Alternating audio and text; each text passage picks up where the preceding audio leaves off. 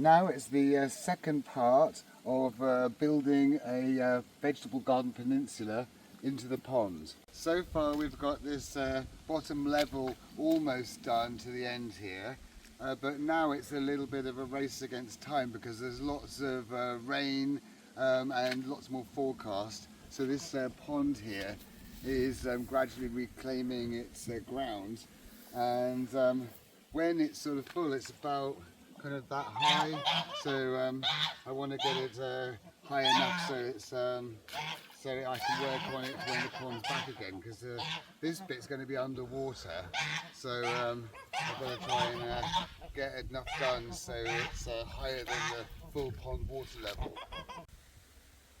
This section here has been done the longest and it's like properly set, whereas this bit was done the day before yesterday, this was done yesterday, and yesterday there was no puddle in here. So thankfully I didn't do the very end bit, so this water is kind of able to pour out of there at the moment. But yeah, when the pond is full, it's going to be kind of like here. So when this bit's all at that height, then I can just work here, just moving soil down, and then I can just build on top of here, and it doesn't matter that the pond will be here, but I need to do that before the water's come back. Soil up here, really rubbish. It's like half subsoil, it's really nasty. This was all put here when they dug the pond, and this is this sort of stuff was, first of all they scraped off all of the weeds, and I said, can I use that for the vegetable garden? They said, oh, you can't do that because it's all full of weeds. So then they dug the next layer down and put it on the top, but I managed to persuade them to put the weed layer underneath. So this is a bit high as well, so what I'm going to do is just drag off this nasty sort of clay soil, and then there should be nice topsoil underneath, which has been buried in a few feet of this other not so nice soil. So it should be kind of all the weeds will be dead by now. It's been there for like 3 years. So I'm just sort of going back in terraces here, just cutting this back in blocks like this. Just take those ones down, and you see these are terrible as turfs. It's just kind of lumpy, really unpleasant soil. So that's going to be infill down there, and then chucking them, it breaks them up a bit, but I also need to break them up with the mattock a bit as well. Horrible.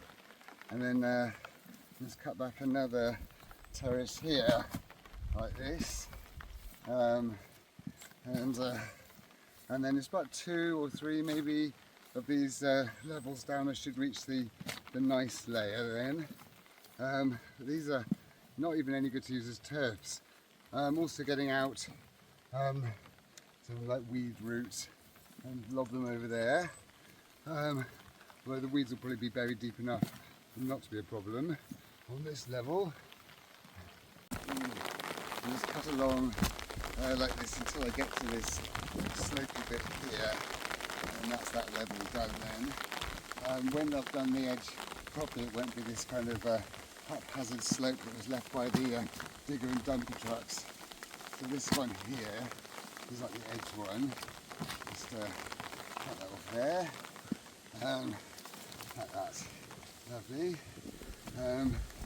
Prise that one out, and then I'm going to start doing this next level here. So these ones here are going to be used to bury these plants here, these weeds, and I can more see what I'm doing, and then future layers will then go on top of them. And this one here is also falling apart. Let's see, and that's all buries all the bindweeds and the weeds and everything there. And then this end bit here, like that, sort of another level there, another row. The bindweed root, don't want that. Right, and these, then flatten that bit there, and this one there, and that one to go there, and it sort of builds up quite quickly because I haven't got far to take it. You know, you've got to transport it a long way. It takes a lot more time. It's always good to have where you're getting it from and where you're putting it near each other. Feels like a good bit of logistics. All this makes it much easier to get up and down here. Eventually I want a vegetable garden about kind of that high, but like sloping down. But all this infill bit can be technically done later. What I really need to focus on is getting these edge bits up a bit higher. Another thing I have thought about is getting to the water, because the idea of having this vegetable garden here is so I can get to the water in the pond to water the vegetables. When the pond is finished, it's going to be about maybe this high, but at the moment it would fill only to this high because this one isn't a finished pond yet. And when that is done, then I can just reach down off the edge when the pond is full and get water. But when the pond isn't full, if it's a really dry year like this year, I'm going to need to get down to the water. So I'm going to have to sort of, as well as kind of building the bank higher, I'm going to have to build a kind of sloping path that gets me down, right down to pond level. So if it's like this again, then I can walk down and get water from down there. But that would mean as it gets deeper, I can just get the water from a lower and lower level until I have to get it from here. For which I'll need this.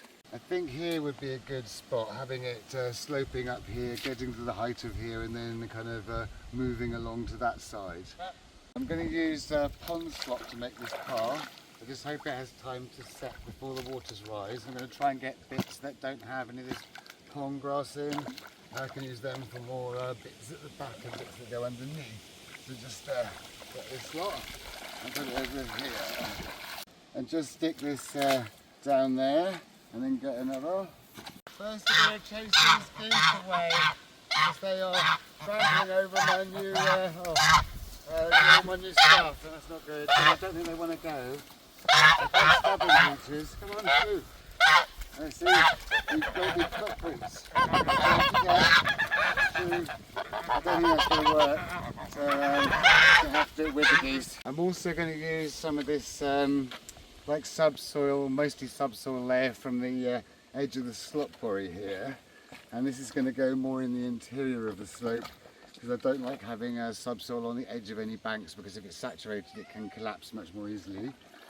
So get a bit in there, and that should go kind of in there, so it's like in the middle of it, not on the edge. It's just more plentiful and easier to use for the interior bits.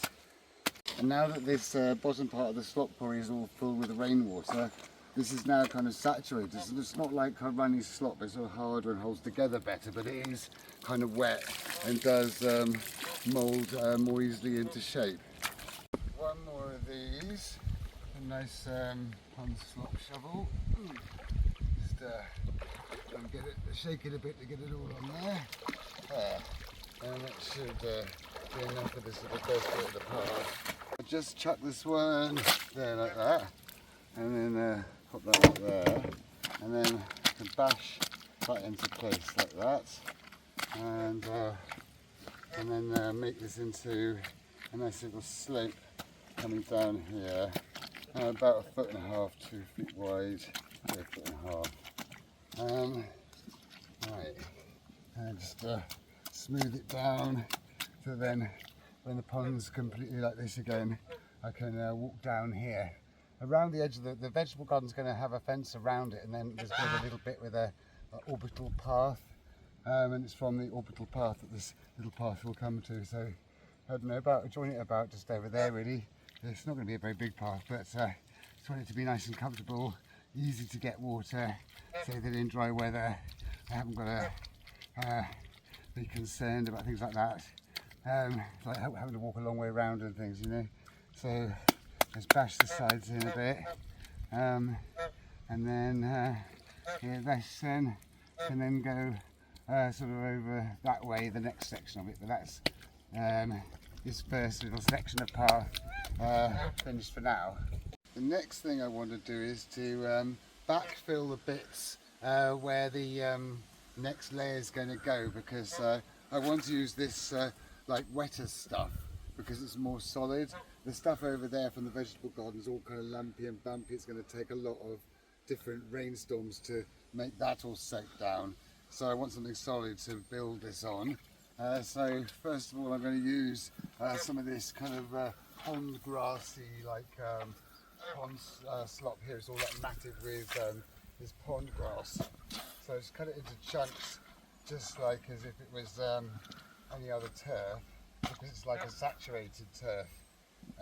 So just get that off, and just cut it like that, and then get underneath it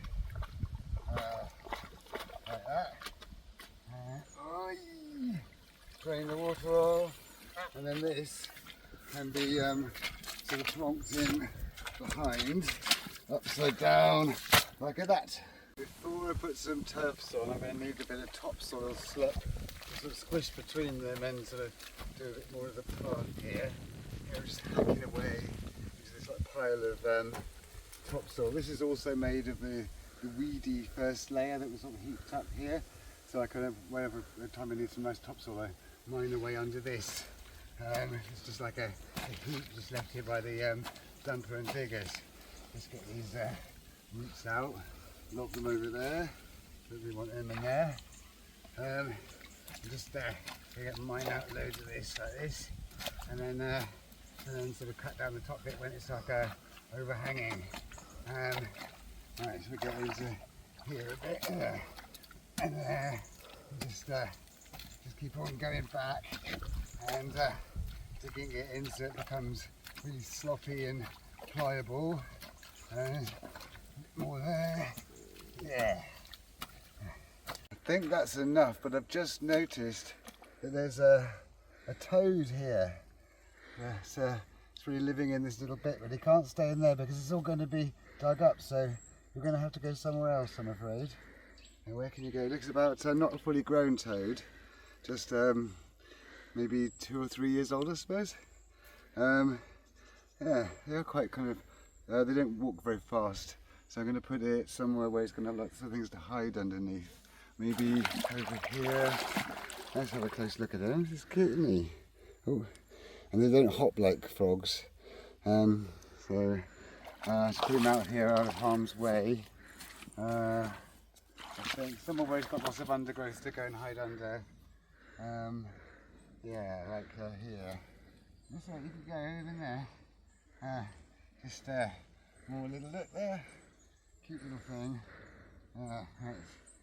And he's going to crawl off over there. So now, remember what I was doing. Oh yeah, the bucket's ready here. The slop's all been nicely dug in, and it's really wet, so it doesn't need much like that doing to it. Just put those two there, and grab my shovel, and start digging. This is really easy to dig this stuff. Just really soft and nice. A bit of it into here, like that, and then another one, like there. And this side here, just get underneath it, all the bit I've dug, just shake it so it all goes on, and then that one fills up that one. Just one more of these for these 2 buckets. And it might be a bit too much, but that's okay. Stick that all in there, put that there, and then balance, and carry these off. And these can go over here somewhere, about here I think, and then they can go towards just smoothing off this level here, ready for the next lot to go on here. I've got one in here, like that, and then smooth it all down. Just making it just sloping up slightly from this little path edge here, a bit more like that, and that gets all that area done with nice It's kind of not too runny, but quite saturated slop. And then the next one can go just over here. Work out how to get to there. It's here, there, and then that one can go into here like this. Right, scrape all that out of there, and then just follow along like that. Some of it can make up the edge of the path here, sort of sloping up from there, so that can go like down to there, like that, and then continue this slope here. Just a little bit of that, and then half like that, and this bit to the side of it like that. And that's this little bit here is now ready for some turfs.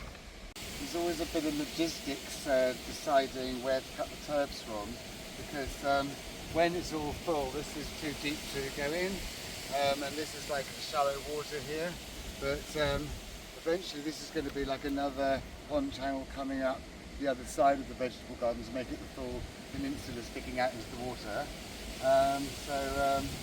I want to like cut it but leave a little bit for me to walk around. It's kind of quick and comfortable, otherwise it's kind of a job to get materials across here. So like here I've also left like a path around the edge, but the pond channel coming down here, so I could cut more away from here. Nice sort of rectangular blocks here, just cut through this and there, and that's one. Tries that one out, and then another one here, and these are all got nice bits for the edges of the bank, nice solid bits, and then the slot can just go between them, and it's like a stronger structure then. So I hope the pond doesn't fill up too quickly, because I need it to have time to set really. So one at the end here, and I've got enough room for a little path around here when this all fills up with water. Right, and right, that one I think first. Let's roll it over, and off we go. And this first one go here. So with a path here, and it sort of runs alongside here, and to break off some of these back bits, splash them in, some of this slot this at the back as well, so that holds it up, and there's a nice 45-degree slope there, and a little bit of this slop here just to go underneath there, a bit more here like that, and that's the first bit of next level done here. That's really good. Now yeah, go back and get the next one, and then with this one, hello Yazzie, my hands are all muddy, so I'm going to put this one over here.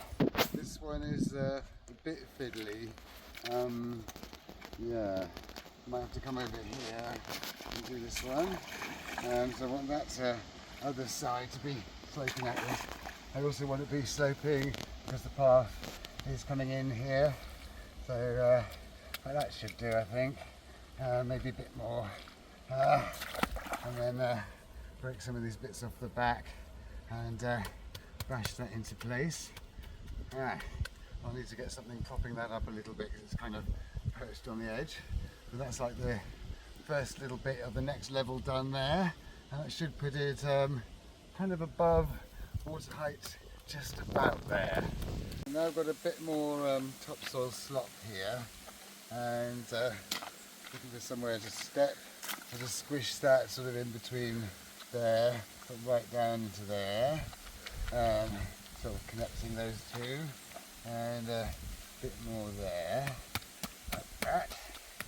And then the same again between the other two here, one there and another one there, to bash them into place to make it a nice continuous slope.